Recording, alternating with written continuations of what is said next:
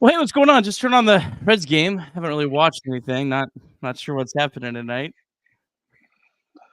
Yeah, what a start. What a game. What a game. Let's see. Who do we even have all up in the ninth? We got Espinal. Ellie is the last one. That would be the worst part, is Espinal if to the top. Ellie has to be the last out and have his face on this. That would be bad. Espinal's trying to extend his hitting streak here. Maybe he can get to 12 games. Yeah.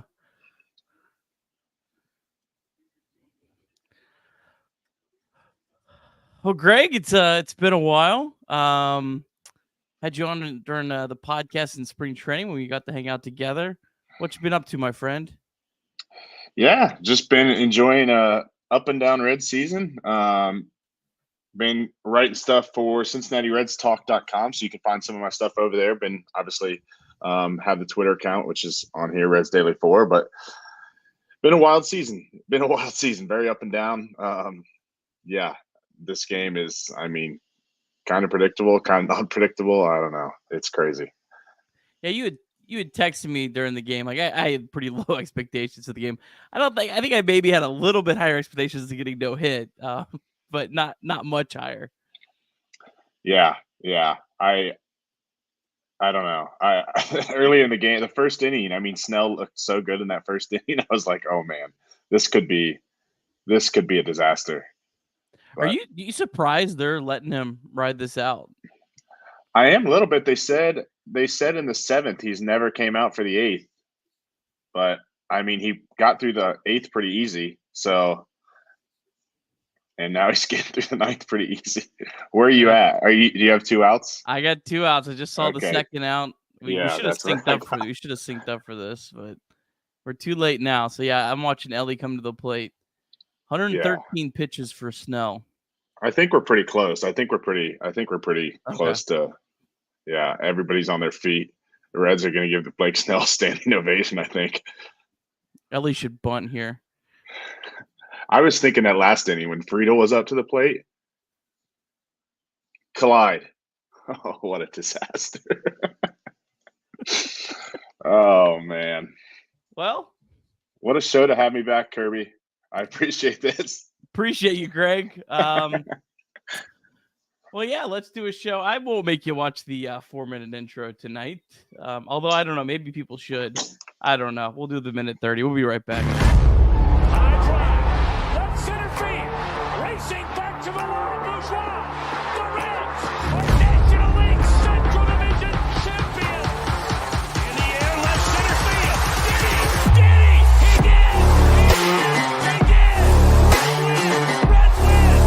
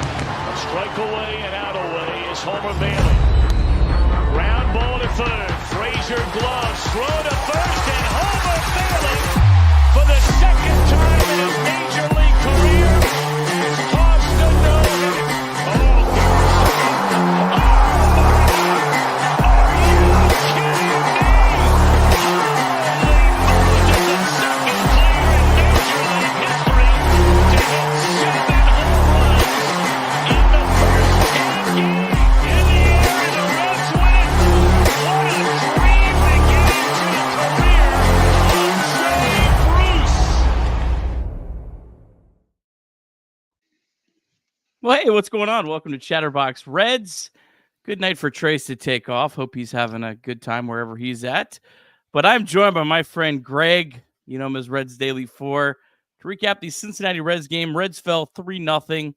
Pretty uneventful ball game. We'll talk about it all here in a minute. But how you doing, Greg? Doing as good as I can do after a no-hitter, But happy to be here. Happy to hang out with the chat, and thanks for having me, Nick. Yeah. Well, let's just jump right into it. I'm going to do the box score recap. Not a whole lot in the old box score recap. I didn't have time to prepare a little graphic for it, but I think you guys can imagine it up there. But yeah, Reds taking on the Giants, game 1 of 3 at Great American Ballpark. Game had an hour rain delay for a threat of rain. It never actually rained. Andrew Abbott, he needed 26 pitches to get to the first inning, but he was able to work around 2 runners on base for a scoreless top of the first. In the top of the first, Abbott retired the first 2 batters. Then he gave up a solo home run to Casey Schmidt that was crushed 420 feet into the left field bleachers. Abbott would then give up a single and a double, and the Reds trailed 2-0. Abbott threw a scoreless third and fourth inning, but then gave up back-to-back singles to start the fifth. He did not survive the inning. Buck Farmer came in and stranded 2 runners to keep it a 2-0 game. Nick Martinez gave a solo home run to the red-hot Tyler Fitzgerald on the 7th to make it 3-0. But really, none of that mattered because the Reds did not get a hit. Blake Snell throws his first career no-hitter. Reds fall 3-0. Reds now 52-57 on the season. Believe it or not, we did not have a DSC deep drive of the game today. But our DSC deep drive of the game will go to Nick Northcutt. The guy just hits homers. He had his 22nd home run, Southern leading home run for the Chattanooga Lookouts. And our deep drive of the day sponsor is always by Deep South Commodities. DSC is a leader in renewable commodities for biofuel production. They specialize in used cooking oil collection, aggregation, and sales. Visit www.deepsouthcommodities.com for more information. Thanks, as always, to our friends at DSC. All right, well, let's jump into it. Greg, Blake Snell throws a no-hitter. It was pretty obvious right off the jump that he had incredible stuff. I don't know how many teams across baseball he would have no-hit. I'm guessing it's more than just the Reds on this night. And you'll never know. I was not necessarily surprised that Blake Snell did not give up a hit tonight. I was more surprised that the Giants let him throw 9 innings. A guy that missed a month with an injury. They let him get up to 114 pitches. He did become very pitch efficient late in this game. I think he was up to like 89 pitches in the 7th inning. And so that was maybe the most surprising thing, was that he actually got through 9 innings, maybe more so than the no-hitter. But any takeaways from this at all, Greg? Yeah, I don't know. Like you said, we talked about it a little before, but it seemed like from the jump, the first inning, he was looking pretty good immediately. And the Reds, struggle with some bad pitchers, let alone guys like that. But I will say, I don't think the Reds had – I think it was the 9th inning. I think if I remember right, Fairchild was in the 9th, right? Or was he the 8th? 8th or 9th inning, whenever Fairchild bat, they did not have a hard hit ball until that. Yeah. Which is, if you're going to get a no-hitter and you allow one hard hit ball, usually when no-hitters happen, there's a diving catch or there's something crazy. I mean, he pretty much just dominated the Reds, and they weren't hitting anything hard and not making contact a lot. And yeah, I mean, it's just been one of those days again for the offense that we've seen, way too many times this year. But Blake Snell's elite. So he's really good. Yeah, I mean, the Reds have plenty of problems with the offense. I think this is much more about Blake Snell tonight than anything else. You got to give him a lot of props, and you move on to the next day. I don't think there's really a whole lot more you can do other than that. Snell did walk 3 batters in this game. Like I said, he really got pitch efficient late in this game and was able to throw a no-hitter. Ironic, because the Reds, just a season ago, Alex Cobb was 1 batter away from a no-hitter before Spencer Steer had a bloop single in the 9th inning. So this is back-to-back years where the Reds went down to the wire with a no-hitter. Just so happened that Alex Cobb was never the same after throwing that no-hitter. So we'll see what happens to Blake Snell the rest of the way, as the Reds and Giants are 2 teams that are somewhat in a wild card race. Any other thoughts on the offense? Any other thoughts on Blake Snell? I mean, congrats to him. That's pretty much all I got. Yeah, I mean, there's not much to talk about, honestly. It was bad. It was bad, and Blake Snell is really good. I will say a side note here. I'm looking at the chat as you're talking here, and as watching the show many times, you and Trace always talk about how sometimes you shouldn't look at the chat while on here, and the chat's on fire tonight. I mean, there's some hilarious I'm not opening it. comments. I'm not even opening it. No There's chance some I'm opening hilarious this tonight. comments, and I'm just like, so if I'm like chuckling to the side, it's just I'm probably reading the chat. But yeah, no, I don't think I have anything else about the game in particular. I mean, there was literally, you had, I guess the one time the Reds had somewhat of a rally was when Stevenson got on a walk, and Jamie Candelario, I think, hit a ball like 94.5 mile per hour, and it was a double play. But that was really it.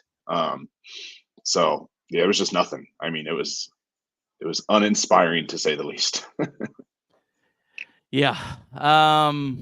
Man, really wish they would have. I don't know what you could have done. Started the game on time.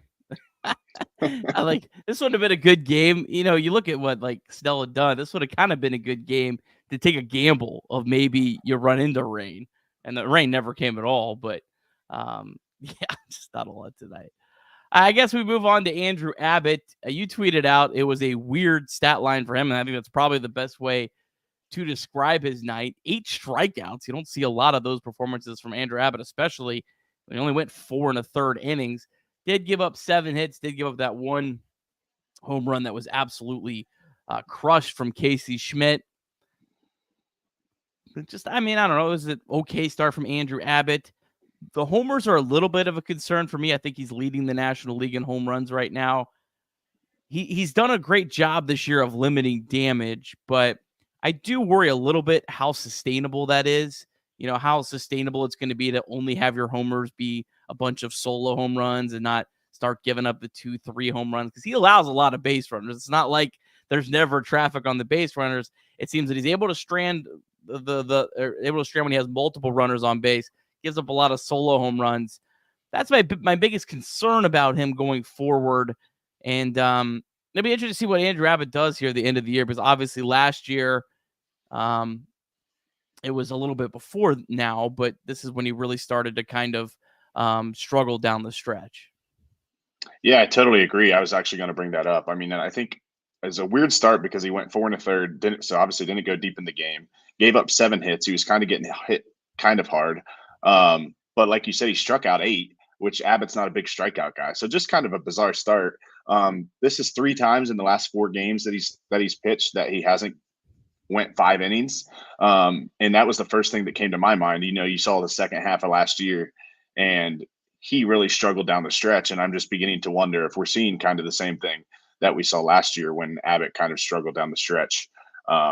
Because again, earlier in the year, he was just, you know, a go-to guy, and he was going to get you. And now you can just kind of see him, even when he's throwing, you know, getting through some innings, it's kind of like it's never just mowing him down. He's kind of laboring through some innings and walking guys. And obviously tonight he only walked 1 guy, but it just never seems as clean as it was in the beginning of the year. And you just have to wonder if it's kind of what he was going through last year all over again. Yeah, last 4 starts, 7 hits, 6 hits, 8 hits, and then 7 more hits tonight. So certainly give up a lot of hits. He's had just like some great starts and some clunkers over the last like 4 starts. It was great start, clunker, great start, clunker. Tonight's maybe a little bit more in between. So I don't know. It'll be interesting to see kind of what Abbott does the rest of the year. And shout out to Reds Fever on Twitter, reminding me that the Giants pitching coach is Brian Price. Nice. Nice. That's amazing. That is that's some fun irony. All right, well, we'll still talk about not a whole lot to really talk about tonight. We'll talk about Nick Martinez. I thought the usage of him tonight was interesting, and kind of maybe give our thoughts on what we'll expect out of that going forward. David Bell also gave a ton of injury updates. We'll talk about that. We'll run through Reds MILB, maybe spend a little bit more time on Reds MILB tonight than on other nights. But before we get all of that, I want to remind you about the Game Time app. The Game Time app is an authorized ticket marketplace of Major League Baseball that makes getting tickets even faster and easier. Prices on the Game Time app actually go down the closer it gets to first pitch. With killer last-minute deals, all-in pricing, views from your seat, and the lowest price guaranteed, Game Time takes the guesswork out of buying tickets. With all-in pricing, you can toggle this feature and it shows you the total up front with no surprise fees at checkout. Lowest price guaranteed, or Game Time will credit you 110% of the difference. Take the guesswork out of buying tickets with Game Time. Download the Game Time app, create an account, and use the code CINCY, CINCY, for $20 off your first purchase. Terms apply. Again, create an account and redeem the code CINCY, CINCY, for $20 off. Download the Game Time app today. Last-minute tickets, lowest price guaranteed. And obviously, want to get down to the ballpark tomorrow. Hunter Green on the mound for the Reds. And we also want to remind you that you can call or text 988 anytime at all, day or night. And if you're a Reds fan, this is a really good reminder tonight. The 988 Suicide and Crisis Lifeline is a place to get support for anything related to mental health. Whether in an immediate crisis, simply wanting to find out how to connect with care, or anything in between, it's a 100% confidential, secure, and anonymous way to reach out for help when you don't know where else to turn. To connect, call or text 988 or visit mantherapy.org to get help. It's okay not to be okay. All right. So Nick Martinez, I thought for sure he was just going to take over that empty spot in the rotation left after trading Frankie Montas. Reds pitched him the night that Frankie Montas got traded in the second inning basically as a bulk pitcher. And then they use him tonight, and it kind of has thrown me off. Let's start with your thoughts. Were you as surprised as I was? Did you think that Nick Martinez to the rotation was a done deal? Maybe they use an opener with him, but he was going to be at least a bulk pitcher, I thought. Yeah, I was pretty thrown off. And then when he was in there, I was trying to start thinking about, well, who would they start? Who would they use as the fifth starter? Because every other time this year, you can throw in like a Carson Spires or bring back Graham Ashcraft or do something along those lines. This time, you would think it was going to be Nick Martinez because he's the only other person who's really started this year. Unless you're going to bring back like Lyon Richardson back up to start. He didn't look great the other day. I don't. It's very interesting. It's interesting. Yeah, I honestly have no clue what they're going to do. Maybe they will do a bullpen day and just a couple times through. I'm not sure. I did see a couple people mentioned maybe Jacob Junis into a starter. That would kind of surprise me a little bit. But I don't know. I honestly have no idea what they're going to do with that, and it'll be interesting to see. I think Monday's the day where they'll need that starter, if I'm correct. Yes. Yeah, so that'll be interesting. I don't hate it though. I will say, Martinez has just been so good out of the bullpen and so much better out of the bullpen than as a starter that I kind of like them keeping him in his role. It's just they don't have someone just to plug into the starter role. So it'll just be interesting to see, I guess, what they do on Monday and who they bring up, or if they put somebody like Junis in that role. Yeah, it will. A couple options that I see. The first one would be Julian Aguilar. He pitched last night. He seems like maybe the most likely option, in my opinion, if they go to a traditional starter to fill that role. Now, he struggled over his last 3 starts, but he has pitched very well all year. Pitched great last year. Has kind of been a really great success story. I worry how his stuff's going to translate to the big leagues. He doesn't get a lot of swing and misses, but he's a very efficient pitcher. We'll have to see on that. The other option, I don't think it's likely, but Rhett Lauder did pitch last night for Chattanooga, so he would, kind of line up, although they might have to juggle the rotation around a little bit. I don't think they'll go to Lauder yet, but Lauder's dominated over his last 3 starts. I did mention that I do think it's a possibility that we do see Lauder at some point this year. I wouldn't be shocked if the Reds want to give him a cup of coffee and kind of get his feet wet in the big leagues. Jacob Junis, I don't think they're going to use him as a traditional starter, just simply because the Brewers signed him this offseason to be a starter. He got the spring training. They tried to increase his workload to be a starter, and he got hurt, and they blamed the increase in workload for that. Now, what I think I could see the Reds doing is Junis has been a multi-inning reliever. So he's been going 2 to 3 innings. So maybe what the Reds try to do is they try to have Martinez and Junis both be available for 2 innings, so they don't pitch them at least the day before that empty spot in the rotation is. Have both of those guys available, and maybe they do some sort of tag team to try to get you through 5 or 6 innings. That's maybe another option.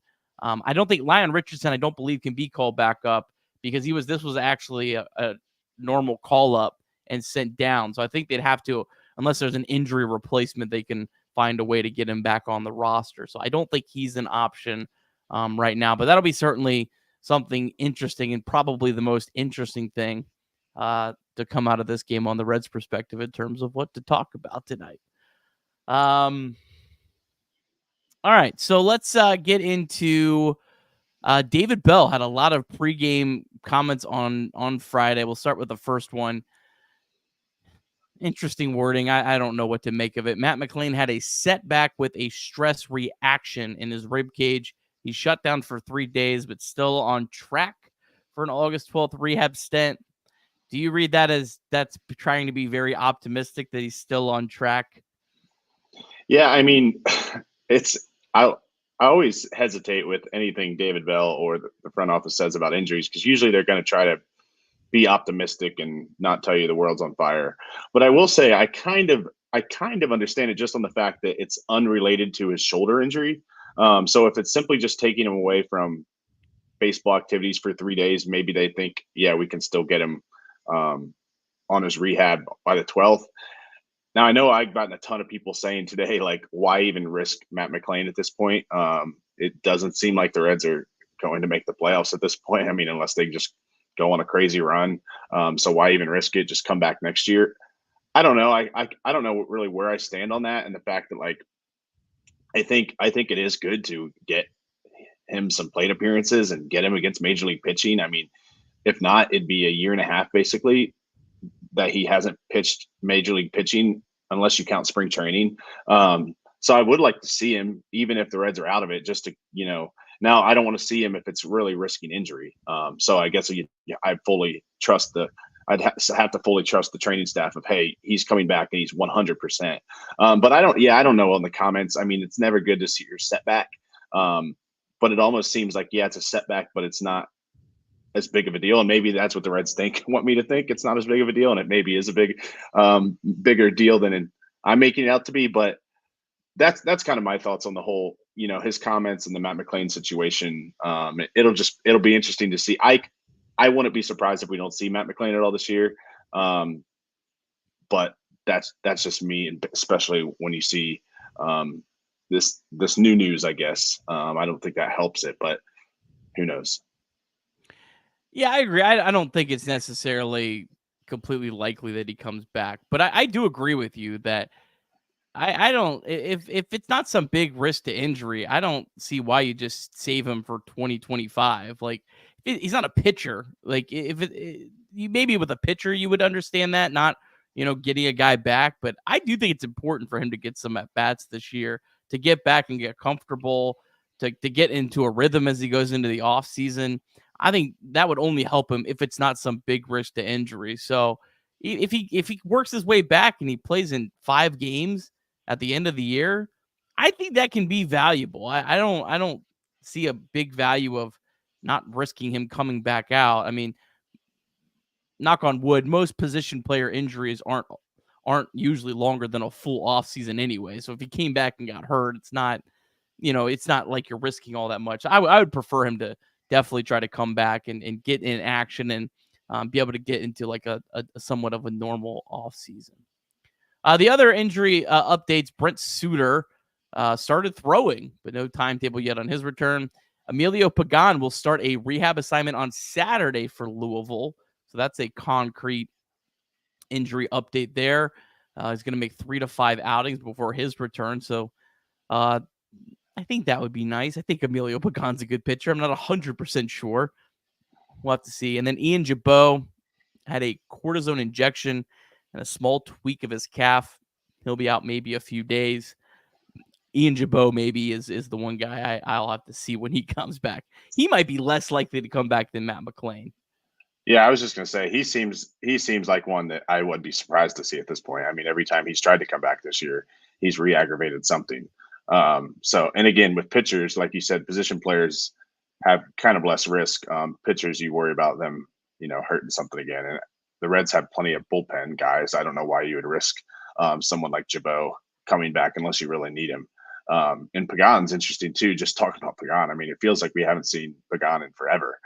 He's kind of forgotten, I feel like, by a lot of people, which is kind of unfortunate. I mean, he was the Reds paid him a decent amount of money in the offseason to be a big part of the bullpen, and the bullpen's been pretty good by and large this season. So, but he hasn't really been part of it. When he has pitched, he's struggled some. But yeah, it's going to be interesting with those guys as well. But I think, I mean, again, the bullpen has plenty of depth, so it's not really a concern. And then I guess by the time those guys would come back, I guess you see where the Reds are. But as things are trending, doesn't seem to be going in the right direction. But yeah. And Emilio Pagan could be really nice to come back simply because he's at least this year and in most of his career. Now, I know 2023 was a weird year for him where he only struck out just over 8 batters per 9 innings. But most of his career, he's been in double digits. This year, he's up at 11.5. So he almost could maybe replace that Lucas Sims role when you need a guy to come in and get you some strikeouts. Because there's a lot of pitchers right now in the Reds bullpen that aren't necessarily big strikeout guys. Like Buck Farmer's not a big strikeout guy.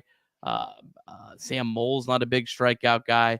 So he could be kind of big for that spot at least. And he's signed next year. So it'd be nice to feel good about him going into this offseason, just to kind of know what you have. Because that's, I think, one of the biggest things that the Reds need to figure out over these next 2 months. Whether they get back in the race or not is what it is. But they need to figure out what they have in so many of these players, because there's a lot more questions right now about the players on the 26 and the 40-man roster than there really are answers at this point. Yeah, for sure. I guess that is important, I guess, so kind of seeing where you stand going into next year. I mean, I hate talking about next year on August 2nd, but it's a good point. I mean, it's a good point. And again, you sign those guys, especially like Pagan, to be a part of the pen. So it'd be nice if you could see him throw at least a little bit. Yeah. All right. Well, let's talk some Reds MILB. I'm going to try to bring it in here. All right. Too many tabs. All right. So Reds MILB, and I'm going to stop at each affiliate and kind of ask you, Greg, if you got any thoughts on any player at each affiliate stands out to you, if that's okay with you, because I know you like to follow the Reds minor leagues as well. All right, we're going to start off with Louisville. They won 4-2 over Scranton. So the Bats, after having a 9-game losing streak, have responded. They've won back-to-back games. Tough start for Joey Wiemer. He was 0 for 5. That's 0 for 10 so far for him in his first 2 games. Reese Hines 1 for 4 with a walk, and he stole a bag. Blake Dunn, really good to see. He was on base 3 times tonight, 2 for 3 with a walk, stole a bag. Jacob Hurtaby's 0 for 3 with the walk. Avon Johnson, this guy has been red hot. Hit his 7th home run of the season between AA and AAA, but it was his first with Louisville. He's hitting 400 OPS over 1,200 in his first 7 games as being promoted. And then Zach Maxwell, a perfect inning, 2 strikeouts. That's back-to-back games for him without allowing a walk. Walks had really been kind of creeping up for him, but good to see him get through back-to-back innings without allowing a walk, seeming to get his command back on track. So, Greg, who right now at Louisville stands out to you? Yeah, well, somebody a week ago or so, I hopped on a podcast and they asked who a sleeper was, and I actually gave out Julian Aguiar as a sleeper. I feel like he's just not talked about a ton. He's not somebody that's going to come up and ever be like an ace. I actually compared him to somebody like a Carson Spires. I think he could maybe be like on the big league team. So he's kind of who I really like in Louisville. Now saying that, I think I mentioned, I said usually he goes like 6 innings and gives up 2 runs and maybe strikes out 4 or 5. But he's pretty consistent. Now saying that, yesterday I think he gave up 7 runs, which he usually doesn't do. So of course that happens right after I said that. But I really like him. I think he can be a guy that comes up and throws strikes for as many pitchers that the Reds have in the minor league system that struggle with command. He usually isn't one to walk a ton of guys, and he pounds the strike zone. Again, like you mentioned, he doesn't have put away stuff necessarily or strikeout stuff. So it'll be interesting to see if he is a guy that can be, a fourth, fifth starter or a long reliever or a depth piece eventually, whatever he is. But he's one that I really like. And then I'm interested to see how Joey Weimer does. Obviously, he was a highly rated prospect for the Brewers, came up and played pretty good against lefties, struggled offensively for the most part, but really good defender, pretty fast. I went to UC, so obviously a huge Joey Weimer fan, but I'm interested to see how he does. I guess there were I know you guys were talking about it, that he's been going through a swing change and he's been playing better. So interested to see what he can do and if he actually can, turn himself into a big leaguer for this club, because I think if we look back in a couple of years and Joey Weimer's a big leaguer, to get him for Frankie Montas, who had a 5 ERA on the season, I think would be pretty awesome. But those are probably my two that stick out for Louisville. Obviously, Reese Hines is down there, so it would be cool to see him go down.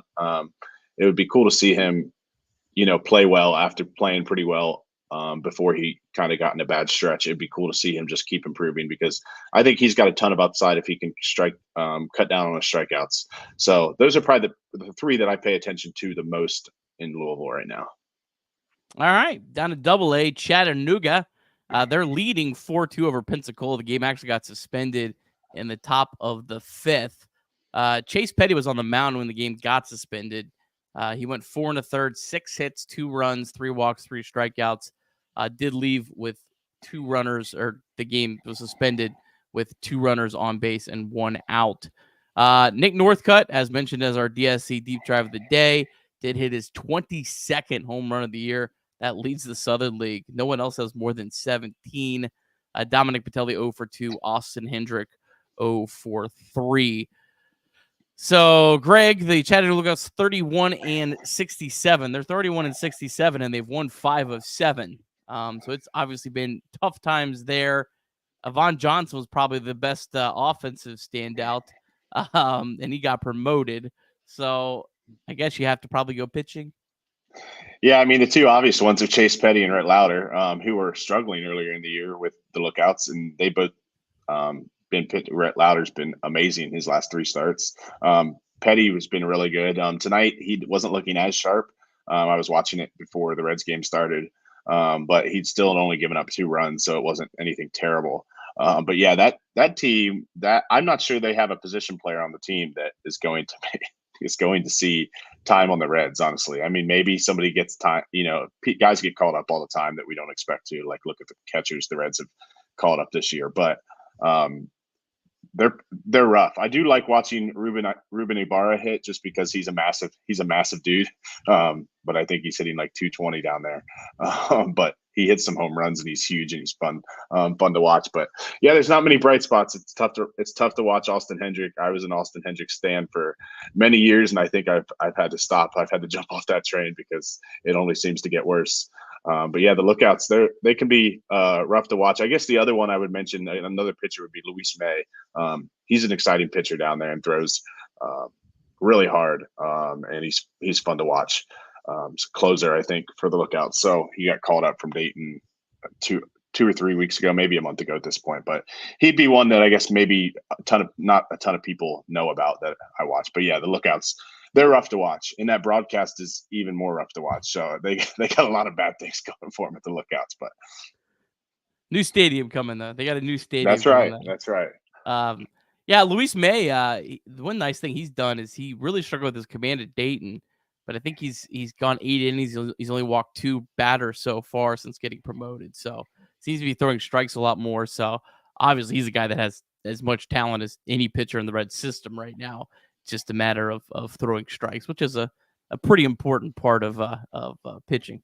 All right, down to High A, Dayton Dragons. They're looking good. I tell you what, Greg, they're looking like the team that we kind of thought they were going to be coming into the year in the second half. They beat Lansing 7-2, now 55-45 on the season, 13-6 in their last 19. They increased their second half lead for a playoff spot to 2 games. Cam Collier is red hot right now, 2 for 5 with a double, hitting .467. He's got 6 extra base hits over his last 8 games. Ethan O'Donnell, nice night, 2 for 5 with a triple. Logan Tanner homered. Jay Allen 1 for 4, and then Hector Rodriguez 0 for 4 with a walk. So I don't know. Do you kind of feel the same way? I feel like it felt like Dayton, they got off to this rough start. Maybe not as a team. They actually pitched really well, but it wasn't a lot of the prospects, like guys we were looking towards. The offense was not what we thought it was going to be in the first half. But it seems like a lot of these guys, Cam Collier, Carlos Jorge, they're really starting to settle in now at high A since getting promoted. And I'm really excited to see this team finish out the year.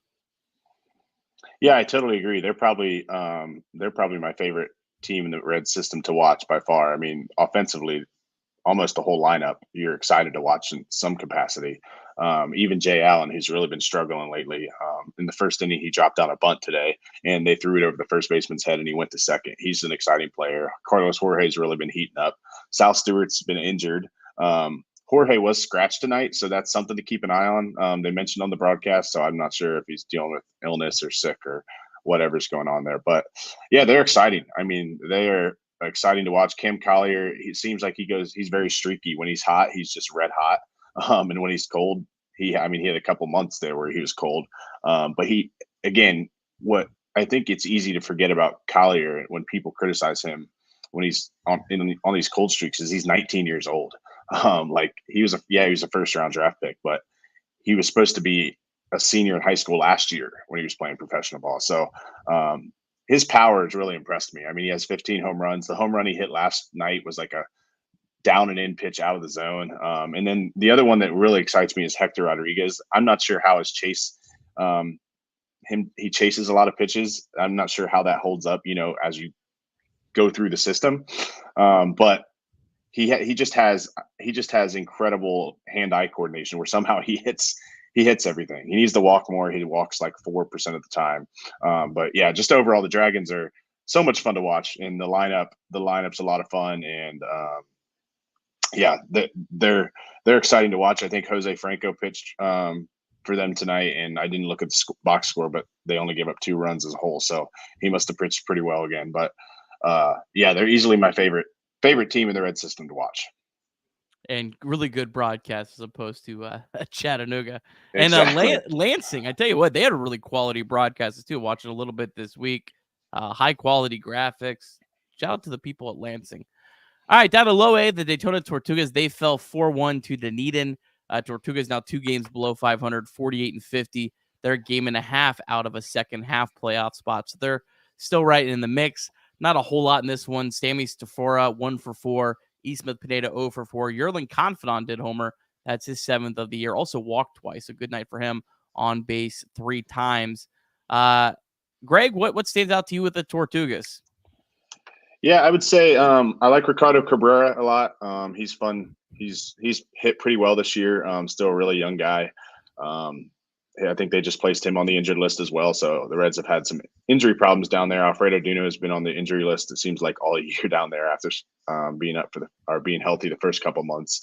But Sammy Staffer is probably the one that stuck out the most for me. He's had a really good year, even jumping up from the ACL Reds to Daytona. So he's probably been the most impressive, I think, on that front. And then you have the guys like Anier Laureano, who's exciting to watch pitch. He's been really good down there. But another guy that we just keep bringing this up is another guy that it all comes down to command for him. He's got the stuff. He's just going to have to throw strikes and find the zone a little bit more. But they're with Dayton. They have a ton of young talent down there. I know people like to say the Red system isn't very good when they see the lookouts and even the bats to a degree, but I think it's just kind of buried in the A levels right now. Yep. And then the DSL Reds were off. The DSL Rojos played today. They lost 6-2 to the Cleveland Mendoza team. The only prospect down there is Nabil Mariano, 0 for 3 with a walk today. And I was like, man, this guy's had a lot of 0-fers lately. I went and checked. Mariano 0 for his last 39 in his last 13 games. He's only 17 years old. So it's his first professional season, but he's ranked as the Reds' number 28 ranked prospect. So certainly not going well for Nabil Mariano. All right. Reds back at it tomorrow, Greg. Glad to see Hunter Green on the mound. I don't know if I've ever in my life been more excited to have old Hunter Green on the mound. going up against Kyle Harrison. This is 17-15 game on national TV on Fox. Now, Kyle Harrison, another lefty. Reds going to face 3 lefties this weekend. Harrison has a 3.69 ERA, 3.88 FIP in 18 starts this season. Harrison was the number 23rd ranked prospect in baseball entering this season.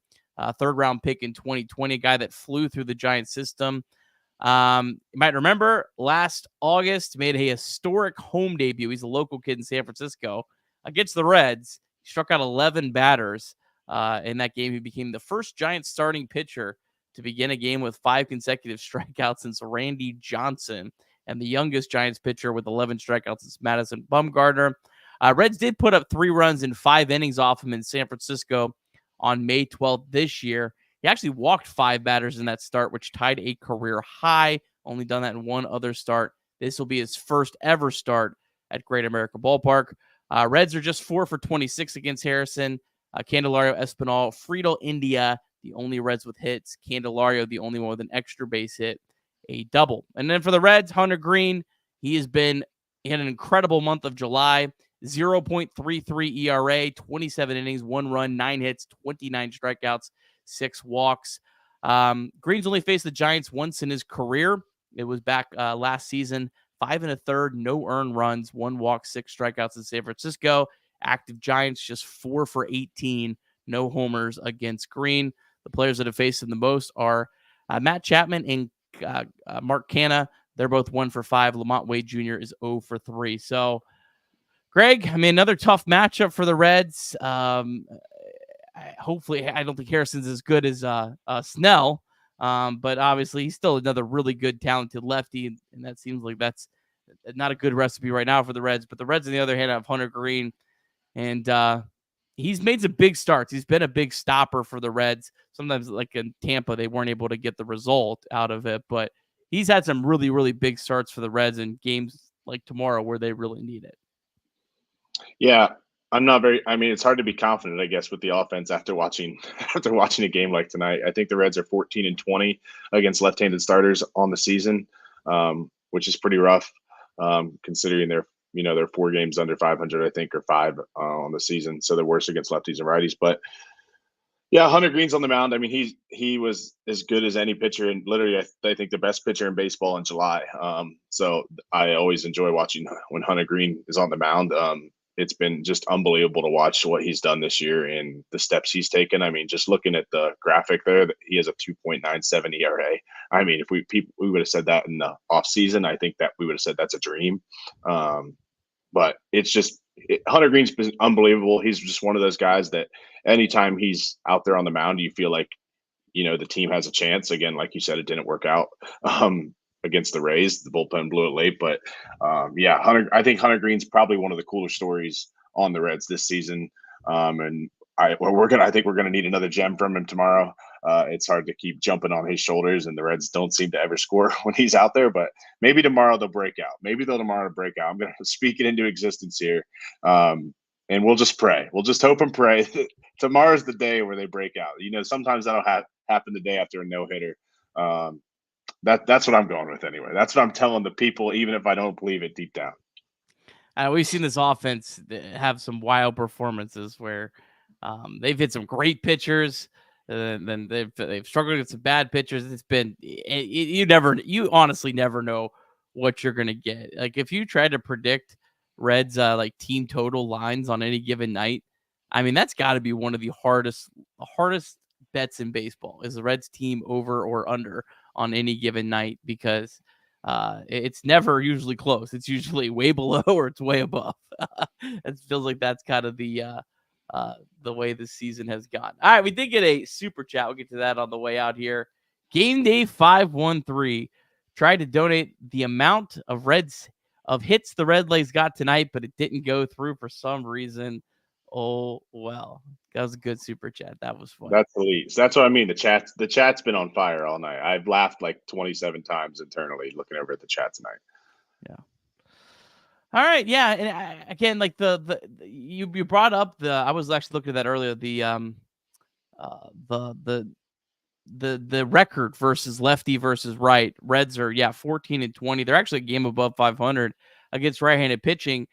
And it's weird because like the OPS, like the team OPS it's now 20 points higher against righties. It was pretty close most of the year.